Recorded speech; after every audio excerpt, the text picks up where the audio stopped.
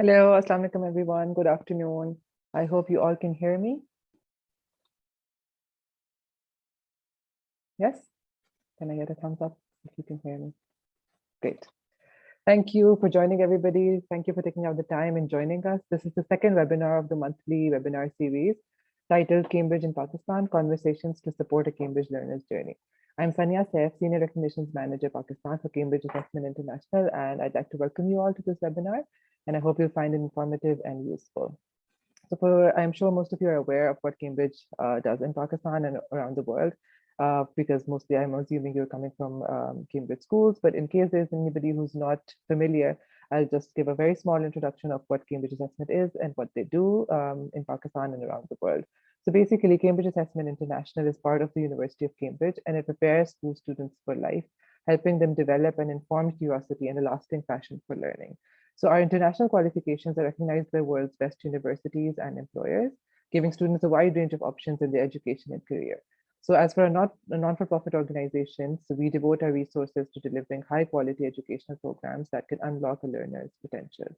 So this monthly webinar series has basically been designed to provide the most up-to-date and relevant information on how studying Cambridge qualifications can lead to university admissions, not only in Pakistan, but also abroad. So each month we will have with us speakers who share the most recent information and everything related to students' progress from doing school qualifications to moving on to universities.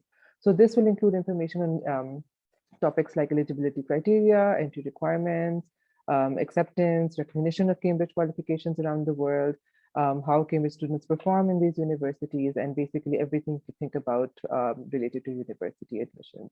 So these topics of the webinars are carefully selected to reflect all such areas. Every month we have a new topic with new speakers who come up and speak about those topics relevant to what you want to hear and what our students in Pakistan are interested in knowing about university admissions in general. So if you would like to suggest any topics, please feel free. We're happy to take suggestions on topics of the upcoming webinar. So we'll be posting a link in the chat to a Padlet where you can post questions regarding this webinar, which you would like for us to answer, but also suggestions related to this webinar series or any topics you would like to suggest for the upcoming webinars. So there's going to be a link in the chat very soon, which you can click on and put your suggestions down there. So who exactly is this series for? So the series is basically for everybody in Pakistan, basically, so students who are willing to apply to universities, their parents who want to know more about university admissions for their children, teachers, school leadership, which guides students, but most importantly, student counselors who, we all know, spend their nights and days guiding and helping students secure university admissions. So this series is here to provide you with the information which you would otherwise find scattered in different places and have to go and search for them in different areas. But this is a one-stop shop for basically all university related information that you'd like to know. So today, as you're all aware, we're talking about UK admissions, and our topic for today is Study in the UK, Guidance for Cambridge Learners. I'd like to introduce our speakers for the day. The speakers are Robin Reeves, Regional Manager, South Asia, Loughborough University, UK, and Petra Olsen, Senior Applications Manager, Northern Europe for Cambridge International. So actually, Carolyn Feely from Loughborough University was meant to join us, but she couldn't because of some unforeseen situation at her home. And we're really glad that Robin took out the time and he's here with us today, and he'll be guiding us about the university admissions from Loughborough University's end. So before I welcome the first speaker, I just generally like to say that this is an open platform where you can provide feedback, give suggestions, and ask questions as much as possible. So if the link in the chat will be available very soon. So please feel free to click on the link and ask questions for our speakers. And if you have any suggestions or feedback, please feel free to put that in. So moving on, I'd like to welcome our first speaker, which is Petra Olsen. Petra is part of the Cambridge International Europe team, leading our recognition work with universities in the UK and Northern Europe. She joined Cambridge International last year after having spent several years at Cambridge English, and also she's part of Cambridge Assessment. Petra has an MSc in International Business and Economics in French, and prior to joining Cambridge Assessment, she held different relationship management roles in financial services in Luxembourg, Amsterdam, and the City of London. So hello, Petra, welcome. Hello, Sonia. Hello, everybody. So yes, as I said, my name is Petra and I work for Cambridge, and where I'm the main contact for universities in Northern Europe, and that includes the UK. So many of our students in Pakistan, they apply to UK universities. And I wanted to join today to give you an idea of how you can use your Cambridge International qualifications to study specifically in the UK. We'll also look at some numbers and offer rate of students who have applied to UK universities in the last few years, and that's quite interesting numbers. Next slide, please. So there are many universities in the UK, actually I think it's about 150, and they are all slightly different. Some are big, some are smaller, some are old, and some are modern. Some have very high entry requirements and some have lower requirements. Some universities are more specialized in certain areas or subjects, and some are very well connected with employers. If we're looking at the environment, there are big city universities, and then you have universities with green campuses outside of a city or a town. So it's important for students to take all this into account when they are looking for what is right for them. And there's a lot of choice out there. Next slide, please. So when applying to UK universities, students will apply through the University and Colleges Admission Services. Also, we know it better as UCAS. They can apply for 5 courses. And Rob will explain the application process more in details in a few minutes. But I wanted to highlight some key dates for courses starting in the autumn, simply because the main date is coming up very soon. So the first date has passed already. That's if you want to apply to Oxford or Cambridge, or if you want to study medicine or veterinary science or dentistry at any university in the UK. The deadline is always the 15th of October. So if you are interested in this, you have to wait the next year. But however, for the majority of courses, the deadline this year is 26th of January, and that is next week. Next slide, please. So how can students use their Cambridge qualifications to apply to UK university? Well, all top UK universities will accept Cambridge International A-levels. And as I mentioned earlier, universities will have different entry requirements for their courses, and it's important that students check these before applying. So the typical requirement is 3 A-levels plus IGCSE or O-levels or equivalent in certain subjects and with certain grades. An A-level grade requirement can vary from A stars until D. So there might also be subject requirements that for the course. So it's important to make sure that students check all that before applying. English language, students will need, thank you, students will need to prove their English language proficiency. So if they have taken Cambridge O-level or IGCSE English, it will very often be accepted. Again, it's very important that they check the requirements for the specific course that they're applying for, because it will vary. Next slide, please. So let's have a look at the number of students from Pakistan who have applied to UK universities in the last few years. If you look at this graph, the top blue line is the total number of applications, and the gray line is the number of unique applicants. So there's a difference here. As I mentioned earlier, students can apply for 5 different courses, and that is why the top line is much higher. So 1 unique applicant can make 5 applications.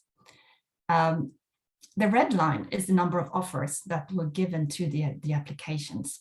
So you can see that many Cambridge students from Pakistan applying to UK were successful and received offers. So that's good news. Finally, the green line at the bottom is the number of rejections. So again, it's not that many of them, but as you can see, it's important for students to look at the entry requirements and be realistic about the grades that they will actually achieve. And as we have seen, there are many universities in the UK to choose from. I'm going now to hand over to the next speaker. And as Sanya mentioned, we are very pleased to have Rob from the University of Loughborough with us today. And he's going to give you some excellent guidance on studying in the UK. So over to you, Rob. Thank you, Petra, and good afternoon to everyone. Thank you so much for joining. So my name's Rob from Loughborough University. It's a very complicated word to spell. It's pronounced many different ways: Luga, Baruga, Loughborough, Loughborough. You can call us whatever you like. But what I'm going to do is draw on some examples that we have from Loughborough University for our applicants. But we're going to talk more generally about studying in the UK today. So a warm welcome to you.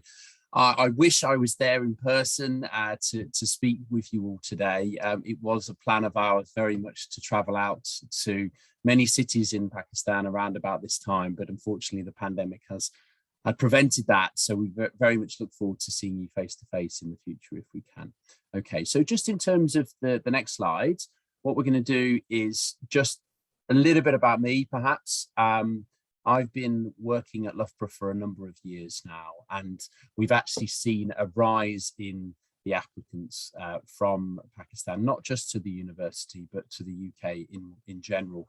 And the students we have do very, very well. The A-levels that you are able to take puts you in a very good position to transfer to the UK very easily and allows you to have a very good study pattern. So in fact, as you probably know, most of our UK students also do A-levels, so you're in a very same place as they would be when you come to join the university. So I'm going to run through some slides today, which will hopefully help you in terms of your preparation for choosing universities, for knowing more about the application process that Petra's introduced today, and we'll also have many opportunities for questions at the end. Okay, so the next slide, please.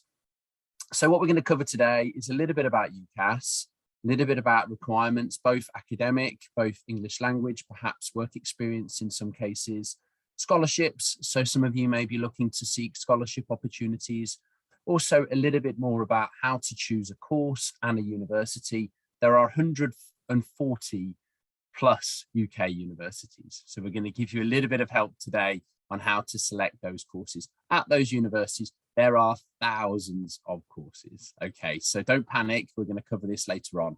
And then a little bit about living in the UK, hints and tips about that, and then the visa process for those of you who would need a visa to travel. Okay, so the first slide we're going to cover today then, we're going to look at UCAS applications. Okay, so as we've introduced, this is actually available now. You can apply now. They were open in September.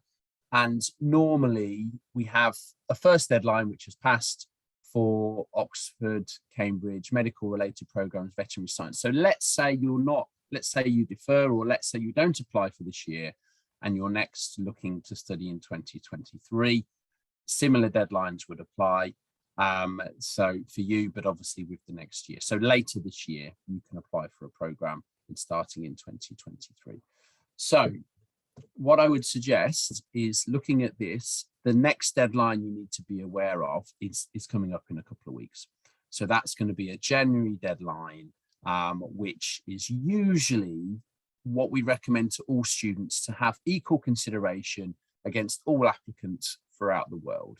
So if you get that application in by that deadline, it's going to be a lot easier for you to get your place. Now, what I would say to this is that there is no compulsion to do so. If you are looking at other countries, we can accept applications after January. We would just really recommend that you put that application in a little bit earlier. Then in February, there's things like student finance support that may be given if you are eligible. Then there's offers usually made by May at the very latest. If you've already applied to the UK, it's likely that you'll start to receive your offers soon. Some universities may take a couple of weeks, some may take 6 weeks, some may take a little bit longer. So, and some would assess you as soon as you apply, some would assess you after that January deadline. So some universities have a different policy on this. At Loughborough, we would usually say between 3 and 4 weeks is the average time for us to make a decision, unless we have to refer you to our program directors, or if you need a portfolio, those are courses that take a little bit longer. But by May, you should hopefully have all of your 5 offers back. Then in June, you would decide of those 5, which 2 stand out for you. And we'll have a bit of advice on this a bit later on. But that should be a firm, which is your first choice, perhaps a realistic choice, but your first choice university or first choice course. And then insurance choice will be perhaps something that is still achievable for you, potentially a little bit lower in the requirements. Let's say if you're predicted 2 A's and a B, and your university that you want to go to is asking for 2 A's and a B, that could be your first choice. A university backup choice might be 3Bs. So a university that's asking for 3Bs may be your insurance choice, just in case you're not going to get those results, or if something goes wrong, if you become unwell or you're not able to fulfill your potential, you're still able to go to a university that you're looking at. And then for those universities who have vacancies, normally when A-level results come out, you would have what's called confirmation, which hopefully is the good news, and you're into your preferred university. Or it may be that it's a clearing option where you either exceed your offer and want to go elsewhere, or you perhaps aren't able to get an offer because your results are a little bit lower than you expected, and you can then contact university to see which vacancies there are. Then what normally happens in September is that you travel and arrive at the university, and in either September or October, you begin your course. Okay, so next slide, please. So this is your timeline ahead. And in the meantime, there are things like accommodation and things like that for you to look at. So how to narrow down your subjects. First of all, you may already know, I want to go to University X, or I want to go to London. I want to study here. And it's great if you know people in the UK. You may have a sibling or a family member who's in the UK or studied in the UK before. So that's a great incentive. That's a great source of knowledge for you to look at. So obviously researching courses is really important. That's something that we'd really recommend that you start to do if you haven't done so already. Then you can look at other things, like you can look at university prospectuses, you can look at open days. So a lot of those open days are virtual. So you can come along, find out the courses offered, learn more about your preferred program, and get more of an insight to it. If you have any family in the UK, or if you have any links, or if you're trying to pinpoint your universities, it's very easy for you to actually go and visit UK universities now. All you need to do is contact the relevant international office, and quite often they will arrange a tour for you. I was showing some visitors around yesterday when they came to campus. So those tours do happen, perhaps not in an open day, perhaps in a private visit. So if that is something that's going to be an option for you, do take advantage of that, because it's really, really useful. So in your research, then you're looking at a number of things, whether it would be the entry requirements, so making a realistic choice, whether it's going to be the distance from a city, where the nearest airport is going to be, whether you can play sports at that university, if that's important to you. And at Loughborough, we get a number of students who play sports either for the first time or as a quite a competitive hobby that they'd have. You may want to look at facilities, the reputation, rankings. There's all of these sorts of things. And there's no right or wrong answer here. It is a personal choice, but these are things for you to consider in the lead up to your decisions. And a very early way of doing this, a very quick way of doing this, is to start to look at the subjects you enjoy and the subjects that you'd like to study in the future. Maybe you're very good at maths and physics and don't know where to go with those subjects. Quite often students will put those together and go for an engineering discipline. So that's something to consider. You may find that you're very good at writing, but you're not sure which direction to take it in. Now that can take you through many different hosts of options, such as poetry, such as literature, such as journalism. So it's perhaps looking at the A-level subjects that you've taken or will be taking, and how you would like to combine them, or how you'd like to use them at university level. Then perhaps a good starting point to just check the reputation, because you may not be aware of all of the universities in the UK and what they're famous for. You can have a look at subject rankings, such as The Guardian, such as The Times, such as the Complete University Guide, and they will give the subject rankings for all of those universities as well. So you can maybe then pinpoint a few options and highlight that for your research. Okay, next slide, please. So when you're looking at the key points, really, you will be using UCAS as your main source for the application. There are some universities that accept direct applications, but most of the universities would prefer you to apply directly through UCAS. That's how you apply. So ucas.com/apply. You would need to generate a password, username, you keep buzzwords, you keep your kind of password safe in accessing that account. You can nominate your high school counsellor and or perhaps an advisor that you're using who can help you with the application process. And then you would apply for 5 courses, as we've mentioned. Okay, next slide, please. So with that, then going back to those dates, the main deadline for you to consider now is the 25th of January. So obviously that's coming up pretty soon. You would, for those, again, depending on when your intake is going to be. So if you're looking at this year, then there are options for you to still to go ahead with those options, as we mentioned, and you have certain deadlines to stick to. If you are looking at next year, obviously there are various deadlines that you can meet and go ahead with that for next year. So that's just something to factor in. So try and stick to those deadlines if you can, because it will give you equal consideration, as we've mentioned. And then you've got these other deadlines to kind of stick to going ahead. So you've got UCAS Extra that opens in February for those who are looking at a second choice. You've got things like replying to offers, you've got your application dates through clearing. So there are lots of different factors to consider when you're going forward. Okay, so next slide, please. So then you'd fill in the application form. So if you can just toggle down, sorry, there we go. So you put in your personal details, you put in where you're living, your personal circumstances, a little bit about that, how you're funding your studies, then your perhaps IGCSE scores to date. Later on, your school will be able to provide predicted grades, which is a big part of the application cycle. You would have then we'd have an idea of when you've taken those exams and what grades that you've got so far. Any work experience you have, whether that's a part-time job, a voluntary job, a full-time role, perhaps something you've done in the summer. Now, we know the pandemic has restricted this, but for certain courses, including medical courses, law to some extent, journalism, it might be useful for you to have had a little bit of experience. So if you've got that, tell us about it. Tell us why you found that important and why that was useful and your enjoyability of that. But then it's useful for you to, if you don't have any work experience, you can just leave that section blank.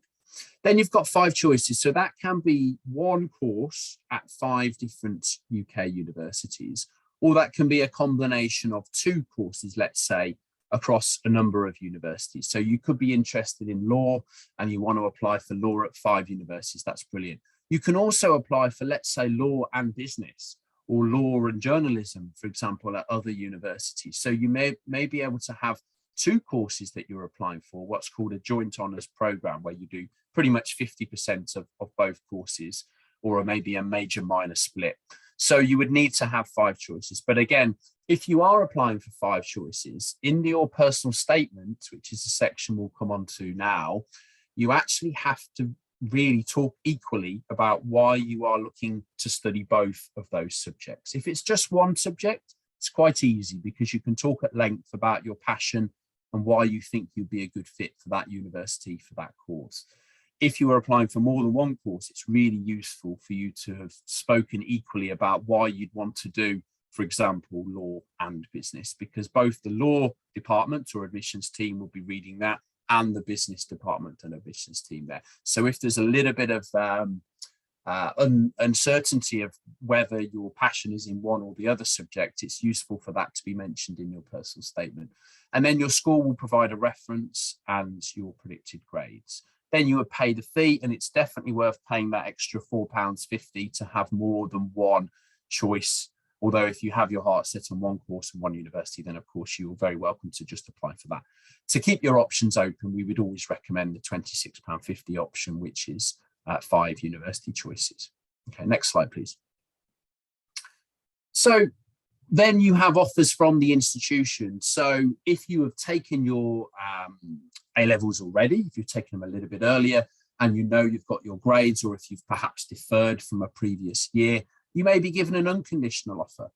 There are also a select number of UK universities who, until fairly recently, were offering unconditional offers to those who have very high predicted grades. But an unconditional offer means we are offering you a place. Most universities would offer a conditional offer at this stage, which is based on you achieving those actual grades as per the entry requirements.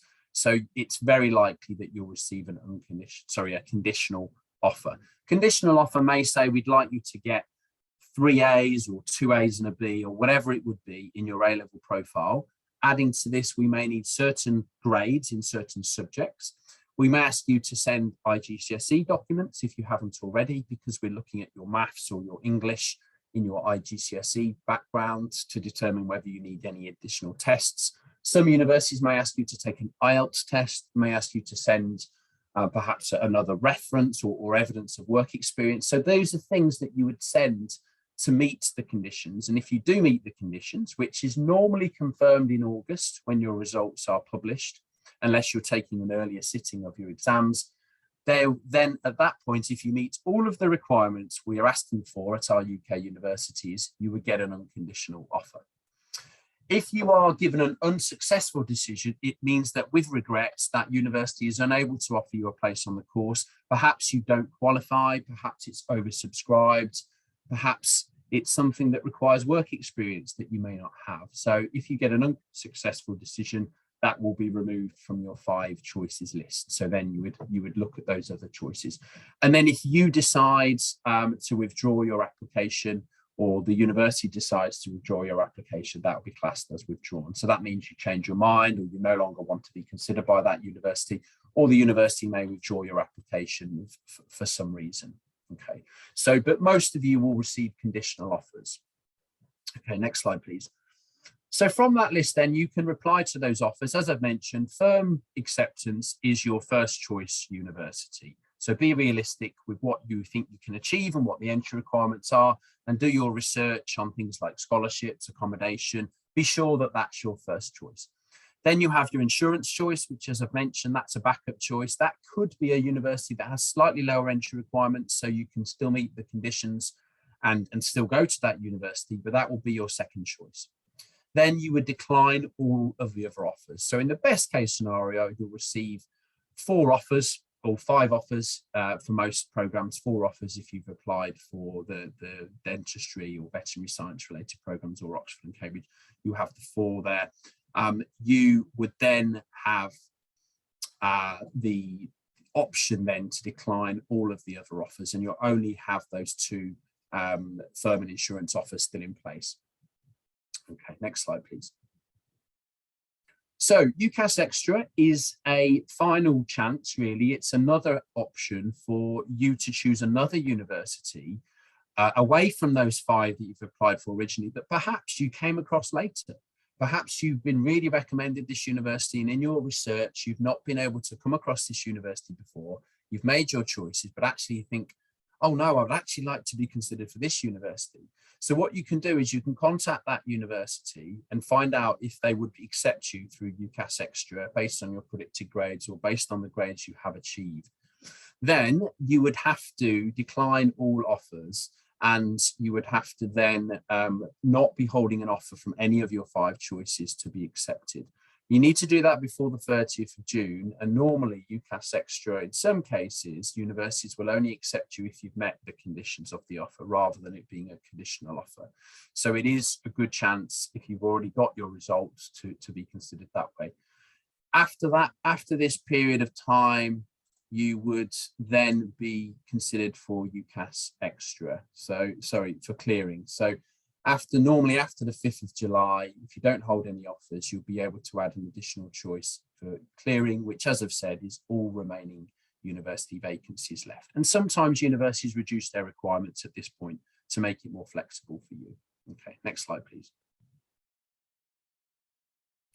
So clearing basically means that any other university, any vacancy that is available of courses that haven't been filled will go into clearing, which is an offer for you to ring up or go online, find out what vacancies are available, which courses and what the requirements are. And if you meet the criteria, you can ring up the university typically and you receive an offer.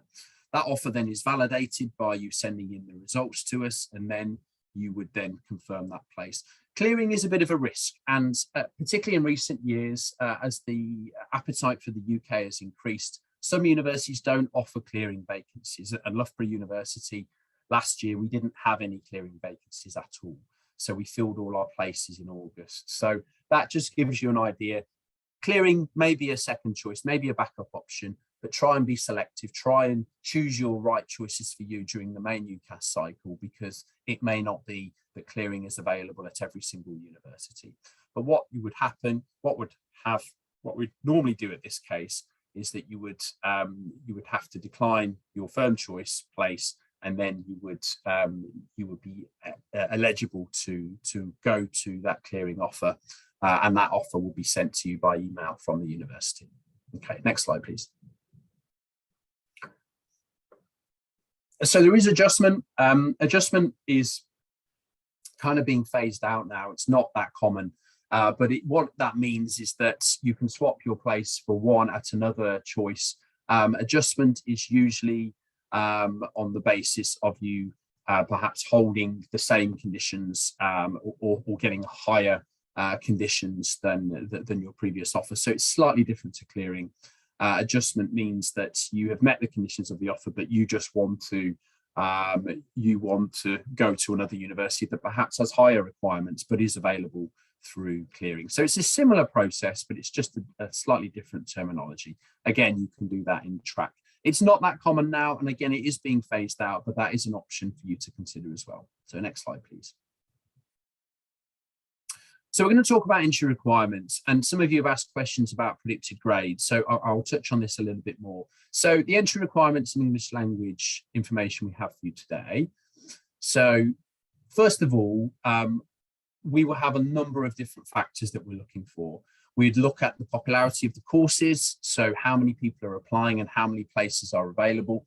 Your subject knowledge, so not only your complete set of A-levels, so whether it's 3 A's, 2 A's, 1 A, 4 B's, whatever it would be, it's the subject knowledge that you have. So it's looking at things like maths, science, English language in certain cases, art and design, looking at what you've taken before and how relevant that is to the subject, adding to that your experience, so how you've experienced those subjects. We will also look at your IGCSE or equivalent. So let's say you've completed high school in Pakistan up to grade before your A-levels. If you've done your HSC and then changed to A-levels, we'll look at those grades as well, but commonly a lot of A-level students have done their IGCSE background. So even for courses like business, we may not have an A-level requirement necessarily in maths or in business, but we may look at your IGCSE background. So for some of the top ranked universities, we'd be looking at B's and above in your GCSEs, as well as your predicted grades for your A-level. Okay, but again, do check the UCAS website for those requirements and the individual prospectuses or university pages there. So be realistic, try and factor in, even if you're predicted an A star and 2 A's, which will be fantastic, or even higher, maybe you've taken more subjects than that. Applying for those universities is great, but maybe think about applying for universities that have slightly lower grades, because we know mistakes happen. People get ill, as I've mentioned before. You may not always be able to get your first choice university. So try and have a range of universities that you are interested in, but have perhaps slightly lower requirements as well. So you have that option. And talk to people, talk to your counsellors, talk to your teachers in school, family members, guardians, talk about your options, discuss what is available to you and perhaps recommendations for other universities in the UK, because that's a really good part of your research, particularly relating to entry requirements and what you're eligible to study. So next slide, please. English language is perhaps the second requirement we would look at. So that may be simply that you've got a Cambridge English qualification. It may be that you've got your IGCSE profile. Typically, grades B and above are accepted at most universities. For certain engineering programs or computer science programs, you may be accepted with a C in English. Typically, English language is what we would look for from your IGCSE. We know students won't be taking the IB, so we don't need to look at that perhaps, but there are some universities that would ask you for a certain English requirement. So it may be that even if you've got an IGCSE profile in English and it's a very good score, that university still may ask you to take IELTS, which is, as you know, internationally known qualification. It's valid for 2 years. And if you're getting 6.5 overall in the IELTS and 6 in each of the bands, that's a typical requirement for undergraduates. So the bands would test you speaking listening, reading and writing, they need to meet a certain score, and then you have an overall banding score as well that you may need to meet. There are also exams like TOEFL or Pearson's, PTE, which are other examples of that.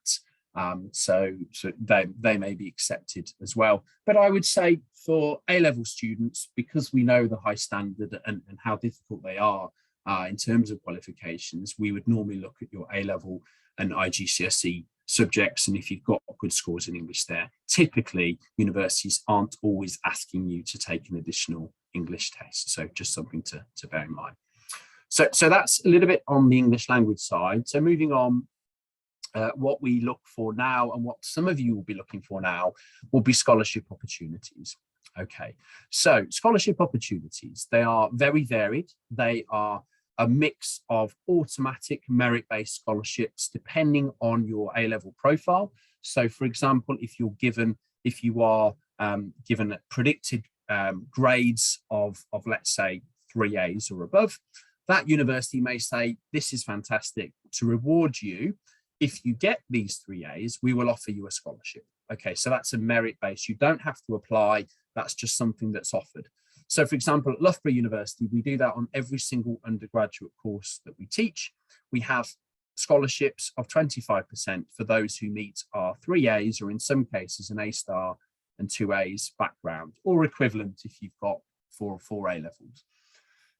We would then award those scholarships in August based on the receipts of those final grades.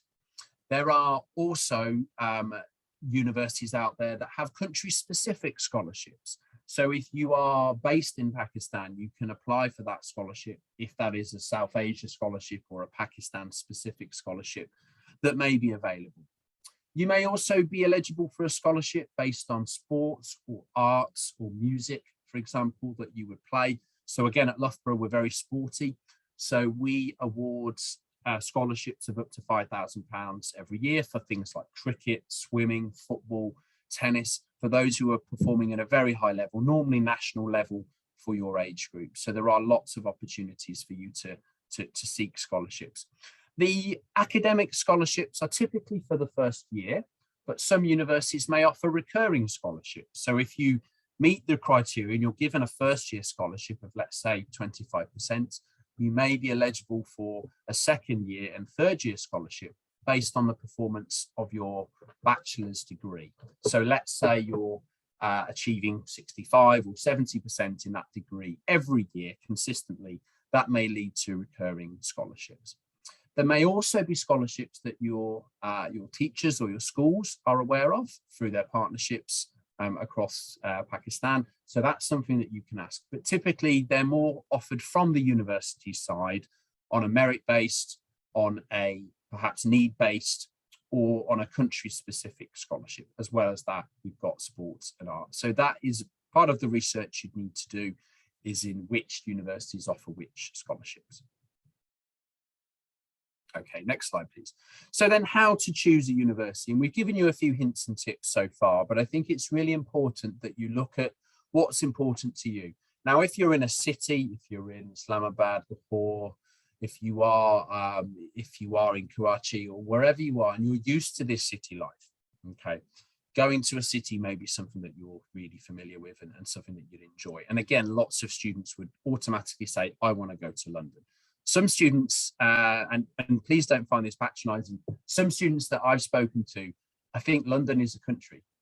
Okay, so the idea of going to London is a fantastic learning environment, but what I would say is that it does come at a cost. So there are many universities outside of London that have just as good a student experience, just as good a reputation, but they wouldn't have the same living expenses. So just think about that. So there are campus-based universities. So that means everything is in one place. You don't have to travel around. You don't have to get a train or a tube or whatever it will be to get to your classes, and everything is commonly in one place. You have some campuses that are also based in a city. So it's a campus environment, but a short walk away from the malls, the shops, the entertainment, the restaurants, those kind of things, and they're still in the city. So you may get a combination of those. So choosing perhaps the type of university is a really big thing to you. Campus-based universities tend to offer a lot of sports or a lot of support, a lot of things on campus that make it easier. City-based universities may be a bit spread out, maybe a bit more limited, I guess, sometimes in space and accommodation. So because they are in the city. So that's just something to bear in mind. So you can look at the reputation of the university, you can look at the rankings, you can look at the subject rankings, as I've mentioned. You can perhaps look at the course offer. So what modules are going to be taught? Are they going to be exam-based? Are they going to be coursework-based? Can you do an internship? Now, internships are really popular in the UK. So that would help with your employability and professional development. So at Loughborough, again, just as an example, all of our programs have internship opportunities, which means you can spend 1 year, typically a paid year, in industry as part of a 4-year degree, getting valuable work experience, which will help you to find a job in the future, particularly if you're looking to stay in the UK. And now the UK has this option for you to stay back through the post-study work visa, now known as the graduate route. So entry requirements, as we mentioned, that's a big consideration. Try to be realistic there. Find out about the student experience. So try and talk to students at that university. Find out how they've experienced it. Can you get good Pakistani food? Can you, do they offer your own room? Are you sharing a room? What sports and societies can you get involved in? What are the teachers like? Is it a fun environment? Is it expensive? Those are the kind of things that students are going to tell you face to face how that is. They're going to be honest with you, and learning from the student's experience is really good. But there are things like Student Experience Awards, the National Student Survey that is produced every year for the UK. That's going to give you the kind of reputation that you may not be aware of. You may know of Oxford, Cambridge, Manchester, these universities, but there may be other universities that you've not come across that have fantastic student experience. So those are things to look at. Location, cost, sometimes those two are linked. So again, the big cities do tend to be a bit more expensive. So looking at your budget, tuition fees, living costs, scholarships, how to pay your fees, for example, do you pay in one go? Can you pay in installments? Those are things you'd need to look at as part of your decision. Okay. So subject choice. So we've touched on this before, but just to kind of recap, subjects that you enjoy and are good at are a really good start. So those subjects can be perhaps are going to play a big part in the subjects that you want to go on to. What are your career aspirations? So what would you like to do in the future, and how is this degree going to get you there? So for example, if you want to become a doctor, typically you would need to do a medical based degree or do a degree to then turn into a post-degree medical program. If you want to be a psychologist, typically you would do a psychology degree. If you want to be an architect, you do an architecture degree. So these are quite basic things to think about, but sometimes a certain degree is what is only accepted into that career. So thinking about that, and also the subject mixes that you're taking. Joint honours are very popular now, so students doing 2 subjects or 2 or more subjects as part of a degree. That gives you 3 or potentially 4 different career prospects and ambitions. So it leaves the doors open for many different worlds as well. And having that work experience, I think, is a really important part of it. Professional accreditations are key. So if you want to become an accountant, having things like ACCA, CIMA, if you want to be an architect, having that RIBA accreditation from that university is important. So when you're looking at your university choices, asking what accreditations that subject will have is important, and then you can go along to your other 4 or 5 choices and then ask those the same questions. You know, what accreditations are useful, and will this affect them you getting a job in the future? And again, have you got the right subjects and in the right fit? So sometimes we find that we've got some amazing engineering students, but they don't have physics. They've taken chemistry and maths. So in that case, they wouldn't necessarily be relevant for that subject, and they would be offered a foundation route as well to bring them up to speed with the right physics skills to be able to work in that course. So sometimes we do find the A-level subject choice that students have taken does limit them slightly with their preferred career. So you just need to make sure that that's all relevant. On most cases, it will be relevant and useful. Okay, so next slide, please. So living in the UK. So I'm joining today and my temperature gauge on my laptop is telling me it's 6 degrees in the UK. Okay, so the first warning, it's certainly going to be colder when you first get here. But there are many advantages of choosing us, other than a slightly different climate. You've got the quality of education being recognised all over the world. The amount of Nobel Prize winners from the UK is matched by very few other countries. It's typically a 3-year degree. There are 4-year options, but they're typically a 3-year degree, which is allowing you to graduate a year quicker than a lot of your colleagues or classmates going to other destinations, or even staying in Pakistan in some cases. So you are saving a year of time, and on international education, you're saving a year's worth of living costs and your tuition fees by studying in the UK. You've got job opportunities, you've got placements, you've got part-time job opportunities, and now the UK has introduced the graduate route once more, which means that after graduating, you can apply to stay in the UK for a further 2 years without even a job offer. So that's a brilliant way of putting all of your theory and everything you've learned in a degree into practice for a couple of years initially to get that work experience. So that's really, really useful again, and a lot more attractive now. The UK has become because of this option, and it's very diverse. So you will see many students from all over the world. You'll see students from Pakistan, you'll see students from the Middle East, North America, West African countries, South Asia, Southeast Asia, Europe. You'll see many different cultures there. And of course, you'll get to meet and learn more about the UK culture and UK values as well. So there'll be perhaps more UK students than any other nationality, which may not surprise you given that you'll be in the UK.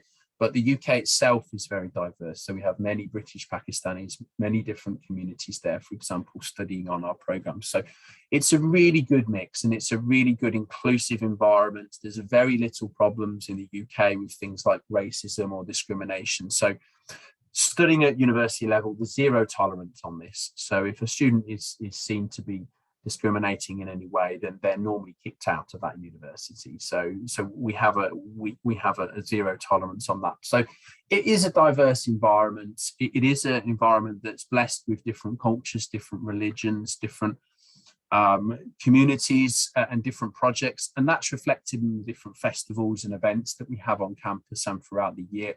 But it also allows you to get involved in things you're enjoying at the moment, whether that be a sport, whether that be a hobby, whether that be charity, music, dance, drama. You can continue that, but also you can try new things. One of our most popular societies at Loughborough is our Touch Rugby Society.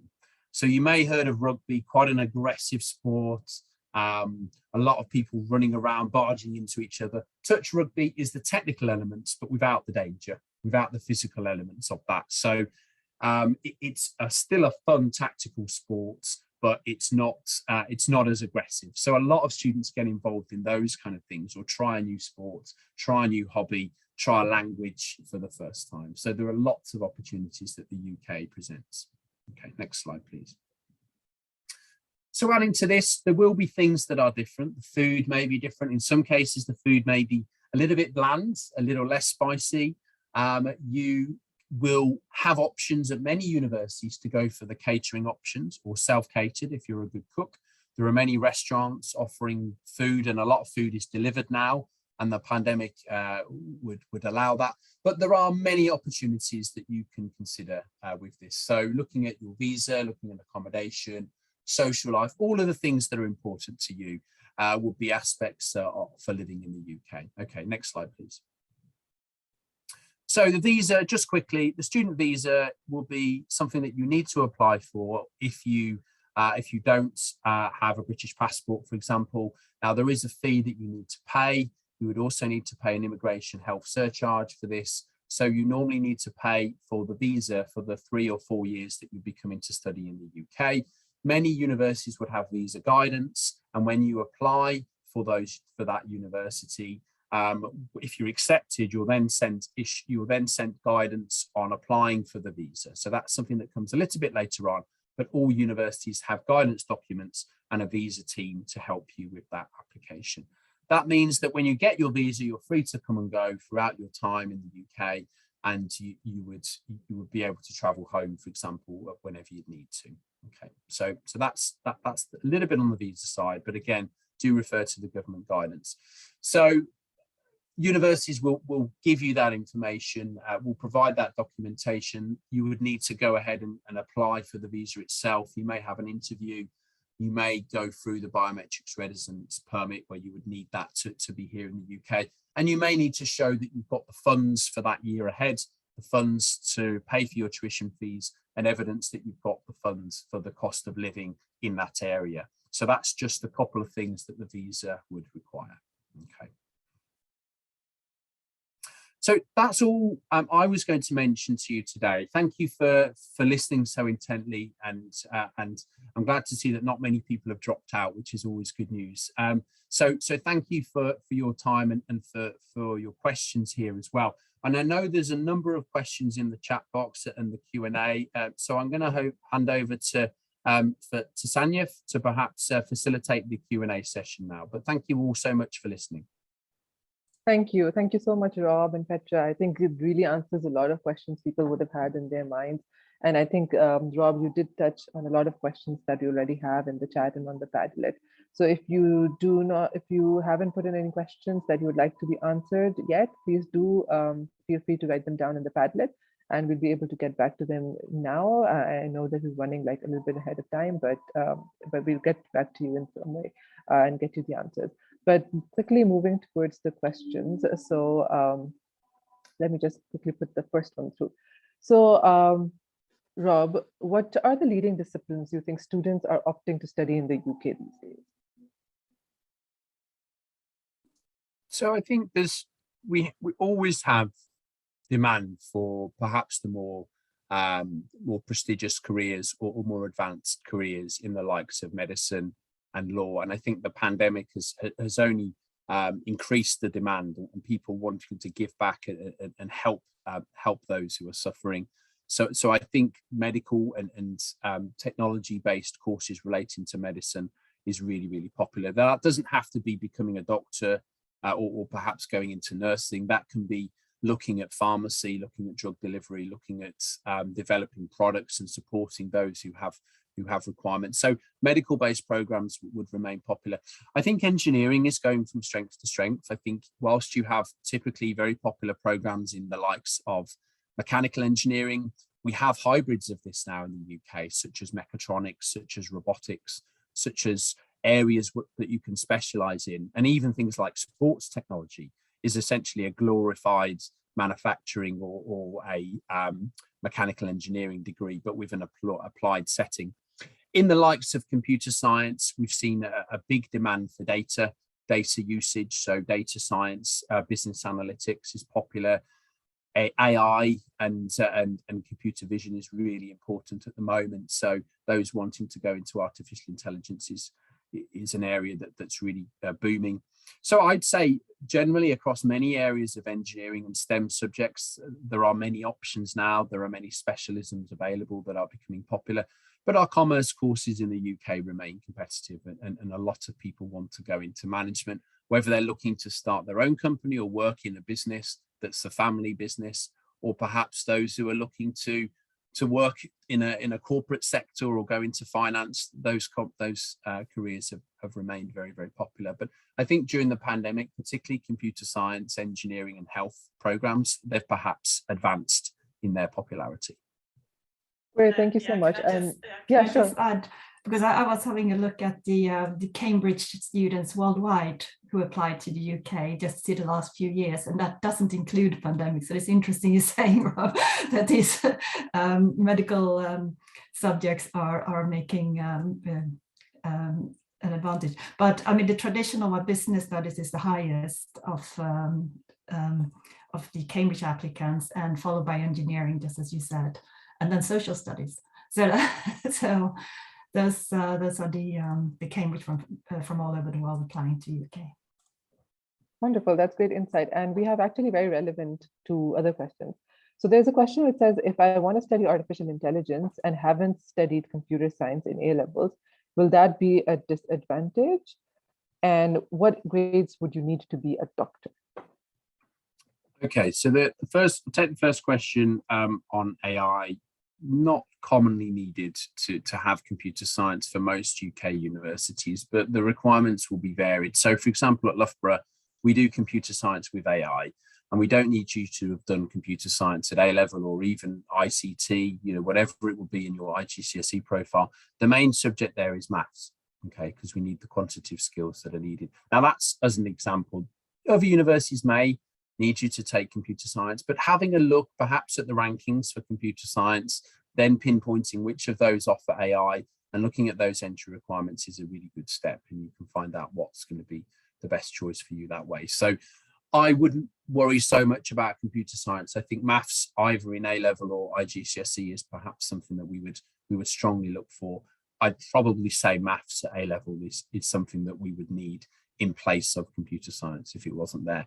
For medicine, it will depend on the programs. At Loughborough, we don't offer medicine, so I can't really give you an example, but commonly it's 3 or 4 A levels. Sometimes all 3 sciences plus maths are required for medical programs. And commonly you'd be looking for those competitive universities with very limited places. You'd be looking at perhaps 3 A's or above, sometimes higher, plus work experience in a relevant field, which we know is very difficult for you to obtain, particularly during the pandemic years. But that's the expectation alongside your subjects for the likes of medicine. Because of the competition, you are expected to give examples of work experience that you have had relevant to this field and in the last few years.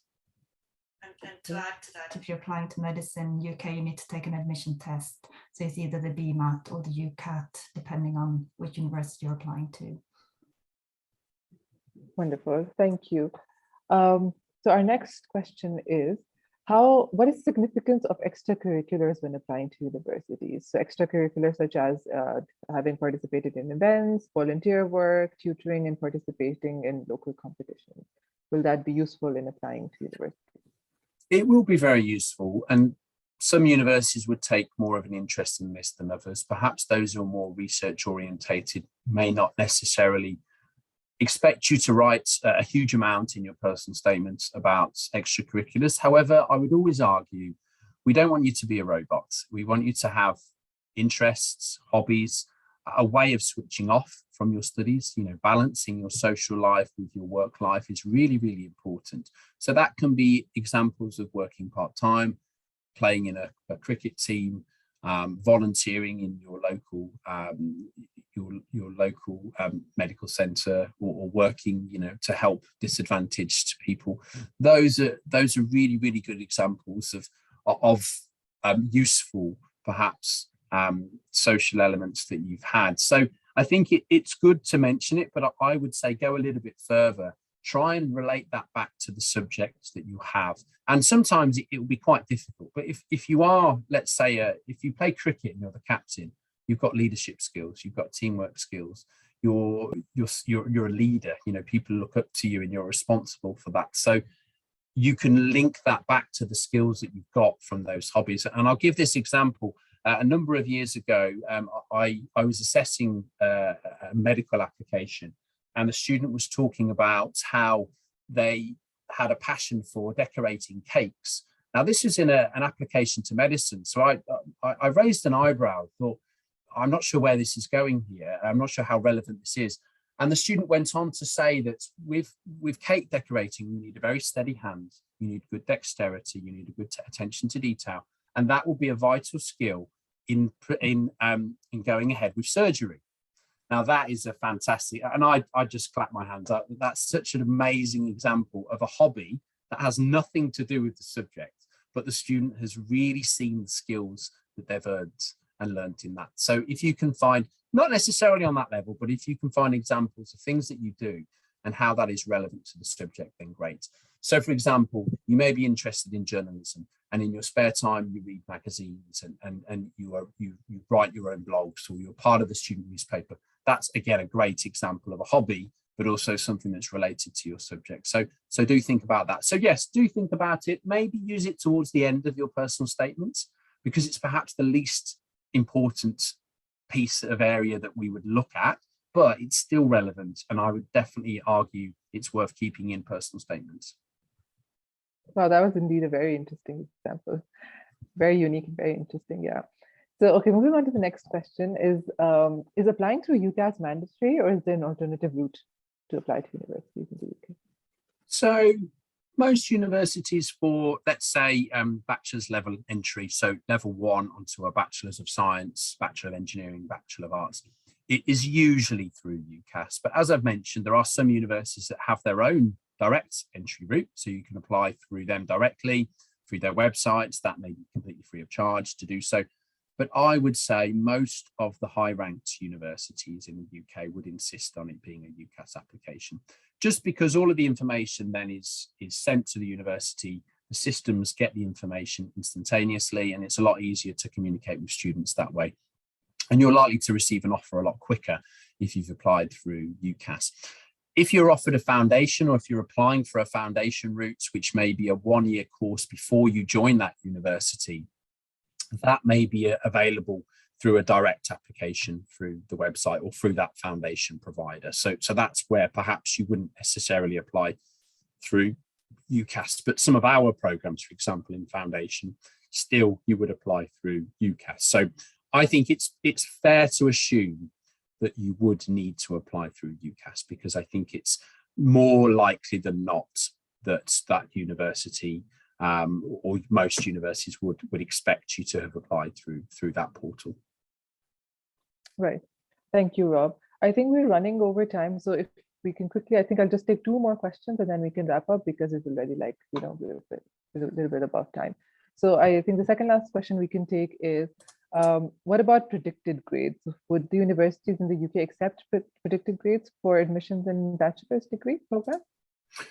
So for most universities, that would be a very important element in a decision-making process. So for example, if the personal statement looked good, the reference looked good, and a student has the predicted grades from the school that are in line with our entry requirements, maybe slightly lower, maybe slightly higher, typically an offer will be made to those students.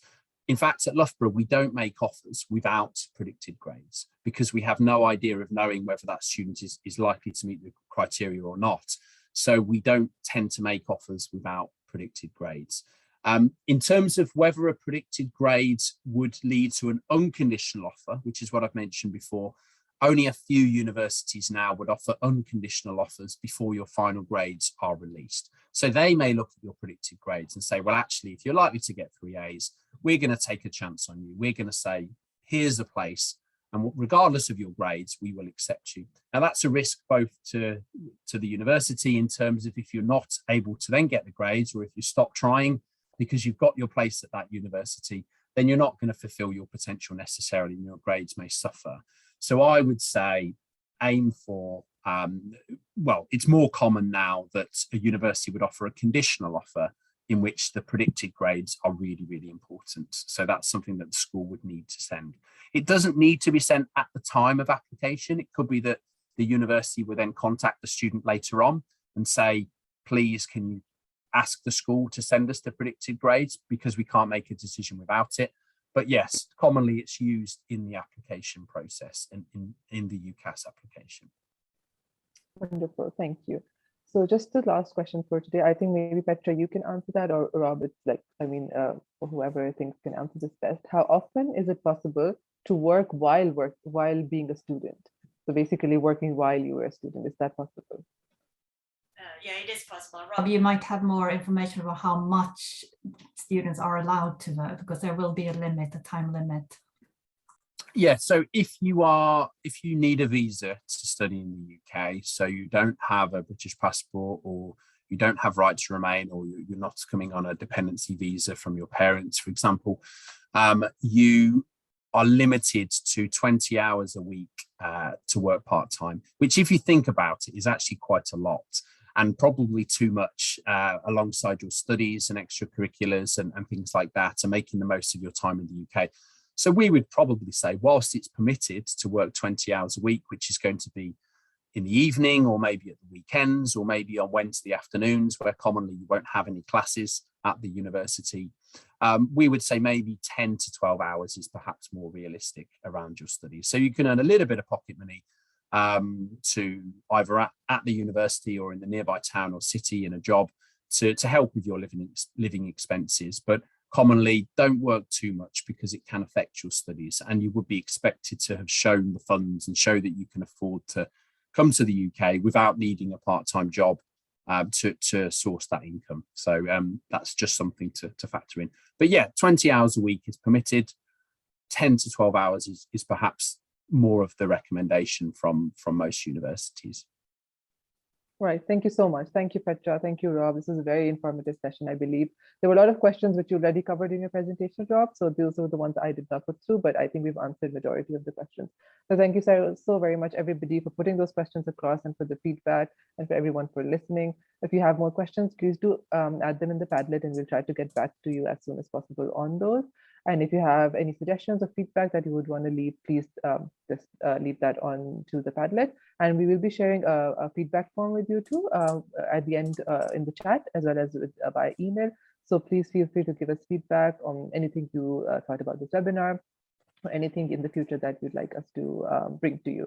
And lastly, thank you, Rob. Thank you so much for joining. Thank you, Petra, for being here with us today and giving us this very important information. We've already started receiving feedback for it being a very useful and informative session, which I'm really glad it was. And thank you for your contribution, Rob, last minute stepping in. Thank you for that as well. So I hope you'll be, everybody who's here listening will be able to join the next webinar. So this is a monthly series. We'll be bringing you the next webinar in February. So stay tuned. The topic and the details will be with you very soon in a couple of weeks. So thank you, everybody, and stay tuned. Bye-bye. Thank you, everyone. Bye-bye. you.